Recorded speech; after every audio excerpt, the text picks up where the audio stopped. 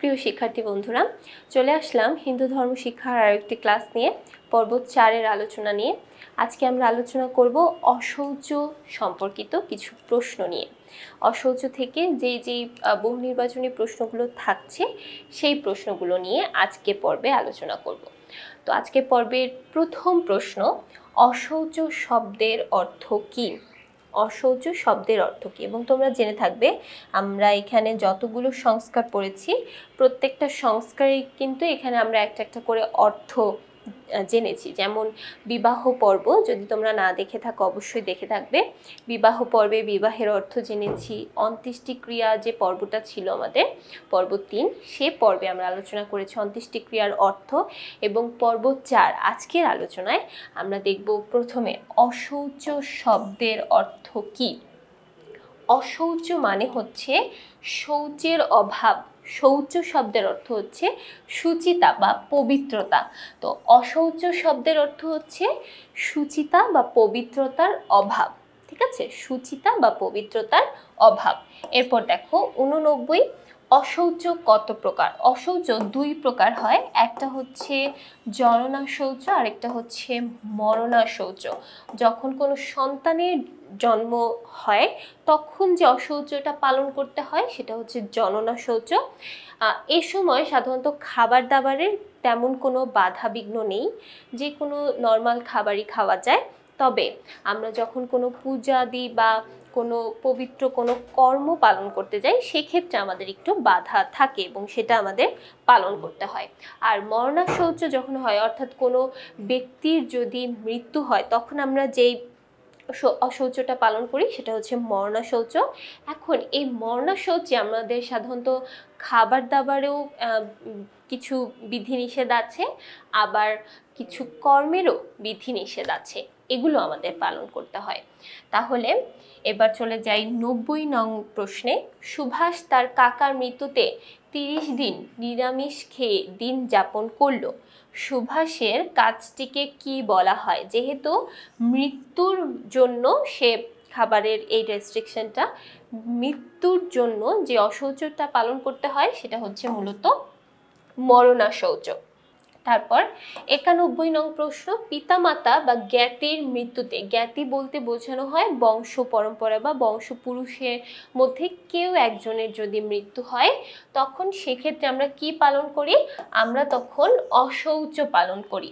92, অশৌচ পালন করা হয় কেন? দেখো, খুবই গুরুত্বপূর্ণ একটা প্রশ্ন, আমরা কেন অশৌচ পালন করি?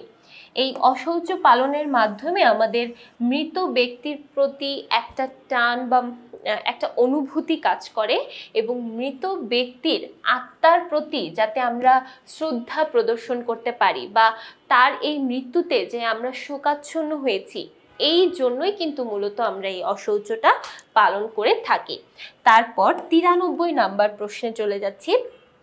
93 নাম্বার প্রশ্নে বলা হচ্ছে, টিটু তার ভাইয়ের মৃত্যুতে 30 দিন নিরামিষ খেয়ে অশৌচ পালন করলো।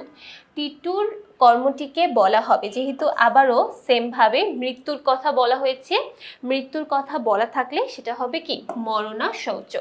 আচ্ছা, তারপর 94 নং প্রশ্ন, অশৌচ পালনের মাধ্যমে আমাদের মন ধীরে ধীরে শান্ত হয়, সামাজিক বন্ধন শিথিল হয়, জাগতিক উন্নতি হয়, পারিবারিক বিশৃঙ্খলা হয়।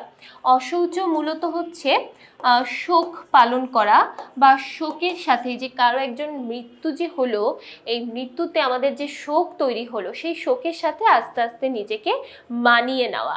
তাহলে অশৌচ যখন আমরা পালন করি, অর্থাৎ নিরামিষ খাবার, ফল ফলাদি এগুলো যখন খাই, আমাদের মনের যে কামনা বাসনা সেগুলো আস্তে আস্তে কমতে থাকে এবং আমরা স্বাভাবিক একটা জীবনে ফিরে যেতে থাকি। সেই জন্য এই অশৌচ পালনের মাধ্যমে আমাদের মন ধীরে ধীরে শান্ত হতে থাকে। ঠিক আছে, তারপর 95, জ্ঞাতিত্ব বর্তমান থাকে কত পুরুষ পর্যন্ত? আমরা সাধারণত বলে থাকি 7 পুরুষ, তার মানে 7ম পুরুষ পর্যন্ত আমাদের এই জ্ঞাতিত্ব বর্তমান থাকে।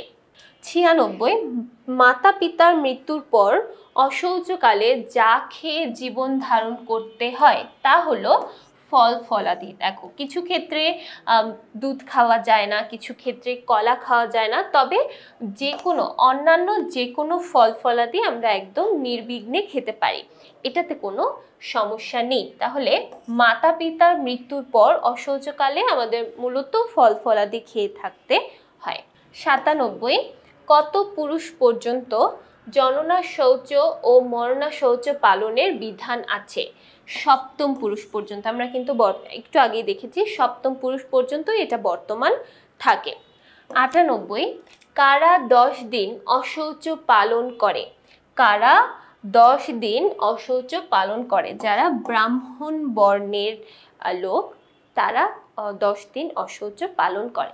তো এখানে এক একটা বর্ণের জন্য অশৌচ পালনের দিনের সংখ্যাও কিন্তু এক এক রকম, এবং প্রত্যেকটা দিনই আমাদের এখানে ভালোভাবে পড়তে হবে। 99 নম্বর প্রশ্ন, শৌচ শব্দের অর্থ কি? শৌচ মানে হচ্ছে পবিত্রতা, ঠিক আছে, শৌচ মানে হচ্ছে পবিত্রতা। তারপর 100, পিতামাতা ও জ্ঞাতির মৃত্যুতে আমাদের হয়। পিতামাতা ও জ্ঞাতির মৃত্যুতে আমাদের সাধারণত অশৌচ হয়, ঠিক আছে, এবং অশৌচ আমাদের পালন করতে হয়। 101, অশৌচান্তের কোন দিবসে শ্রাদ্ধ হয়? দেখো, অশৌচান্তের তার মানে অশৌচের অন্ত বা অশৌচের শেষে কোন দিবসে আমরা শ্রাদ্ধ পালন করে থাকি? যেদিন অশৌচ শেষ হয় তার পরের দিন আমরা শ্রাদ্ধ পালন করে থাকি, ঠিক আছে। তাহলে অশৌচান্তের পরের দিন, অর্থাৎ অশৌচান্তের দ্বিতীয় দিন, যেদিন শেষ হবে তার পরের দিন আমাদের শ্রাদ্ধ পালন করতে হয়।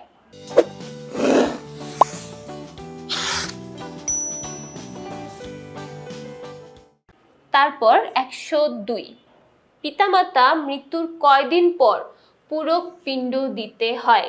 মৃত্যুর 4 দিন পরে, ঠিক আছে, মৃত্যুর 4 দিন পরে আমাদের পুরক পিণ্ড দিতে হয়। তারপর 103, ক্ষত্রিয়দের অশৌচ কয়দিন? ক্ষত্রিয়দের অশৌচ কয়দিন? ক্ষত্রিয়রা অশৌচ পালন করে 12 দিন, ঠিক আছে। তাহলে ব্রাহ্মণরা 10 দিন, ক্ষত্রিয়রা হচ্ছে 12 দিন, বৈশ্যরা 15 দিন এবং শূদ্রেরা 30 দিন অশৌচ পালন করে থাকে। 104, পবিত্রতার অভাব বলতে নিচের কোনটিকে বোঝায়? পবিত্রতার অভাব বলতে অশৌচকে বোঝায়, কারণ অশৌচের অর্থই হচ্ছে পবিত্রতার অভাব। তারপর 105, মাতা পিতা বা নিকট আত্মীয়ের মৃত্যুতে আমাদের হয় অশৌচ, ঠিক আছে, আমাদের হয় অশৌচ। 106, পিণ্ডদানকে কি বলা হয়? যখন আমরা পিণ্ড দান করি তখন আমরা সেটাকে বলে থাকি পুরক পিণ্ড, ঠিক আছে, পুরক পিণ্ড। তারপর 107, মোট কতটি পুরক পিণ্ড দান করতে হয়? মোট 10টি পুরক পিণ্ড দান করতে হয়, ঠিক আছে, মোট 10টি পুরক পিণ্ড আমরা দান করে থাকি। তারপর 108, অশৌচান্তের কোন দিন শ্রাদ্ধ হয়? অশৌচান্তের পরবর্তী দিন, অর্থাৎ অশৌচান্তের দ্বিতীয় দিন শ্রাদ্ধ করা হয়। অশৌচ পালনে সকল বর্ণের দিবস সংখ্যা। সকল বর্ণ বলতে বোঝানো হচ্ছে সকল বর্ণ মোট কতদিন পালন করবেই, মাস্ট কতদিন, সেটা হচ্ছে 10 দিন, ঠিক আছে, মিনিমাম 10 দিন। তারপরে এক এক বর্ণ এক এক রকমভাবে করতে পারে, তবে মিনিমাম 10 দিন অশৌচ পালন করতে হয়। যেমন ব্রাহ্মণ বর্ণের লোকেরা মিনিমাম 10 দিন পালন করে, ক্ষত্রিয়রাও কিন্তু 10 দিন পালন করে, তবে 2 দিন তাদের আরও এক্সট্রা আছে। এভাবে করে মিনিমাম প্রত্যেকটা বর্ণের লোক 10 দিন পালন করবে। তাই বলেছে সকল বর্ণের দিবস সংখ্যা হচ্ছে 10 দিন, মানে 10 দিনটা হচ্ছে স্ট্যান্ডার্ড, আদর্শমান, সকলের জন্যই প্রযোজ্য। 110, অশৌচকালে উঠানে কোন গাছ রোপণ করতে হয়? অশৌচকালে সাধারণত তুলসী গাছ রোপণ করতে হয় এবং তুলসী গাছের সামনেই নিবেদন করতে হয়।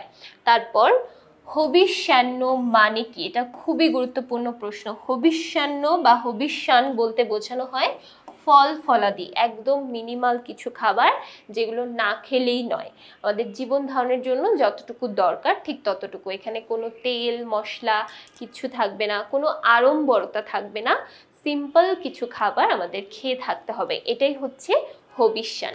তারপর 112 বৈশ্যের অশৌচ কতদিন? বৈশ্যের অশৌচ 15 দিন, ঠিক আছে। তারপর 113 অশৌচকালে কিভাবে জীবন ধারণ করতে হয়? অশৌচকালে সাধারণত আমরা ফল ফলাদি খেয়ে জীবন ধারণ করে থাকি, ঠিক আছে। অশৌচকালে আমরা সাধারণত নর্মালি ফল ফলাদি খাওয়া হয়, তারপর যদি সেই ফল ফলাদিতে ধরো থাকা যাচ্ছে না বা অনেকে থাকে কি অসুস্থ, সেক্ষেত্রে একদম সিম্পল সেদ্ধ ভাত বা সেদ্ধ খাবার, যেখানে কোনো তেল মশলা আড়ম্বরতা এমন কোনো কিছু থাকবে না, এরকম সিম্পল কিছু খাবার খেয়ে থাকতে হয়। তবে নর্মালি ফল ফলাদি খেয়ে দিন কাটাতে হয়, সারাদিন কাটাতে হয়। একবেলা তুমি খাবার খেতে পারো, একবেলা ভাত খেতে পারো, তবে সেক্ষেত্রে একদম নর্মাল ভাত বা নর্মাল সেদ্ধ এই খাবারগুলোই খেয়ে থাকতে হয়। 114 নিতাই ঘোষ তার মায়ের মৃত্যুর চতুর্থ এবং দশম দিনে 10টি পিণ্ডদান করলো, একে কি বলা হয়? এই যে 10টি পিণ্ডদান, এই কাজটাকে আমরা বলে থাকি পূরক পিণ্ড। 115 সামাজিক দিক থেকে অশৌচ পালনের গুরুত্ব কি? সামাজিক দিক থেকে অশৌচ পালনের গুরুত্ব কি? নিকট আত্মীয়ের প্রতি শ্রদ্ধা প্রদর্শন, অর্থাৎ যার মৃত্যু হলো, নিকট আত্মীয় যার মৃত্যু হলো তার প্রতি শ্রদ্ধা প্রদর্শন করা। 116 অশৌচ পালনের ফলে আমাদের মনে প্রশান্তি ফিরে আসে, মন সাধন ভজনের উপযোগী হয়, মৃত ব্যক্তি স্বর্গলাভ করে।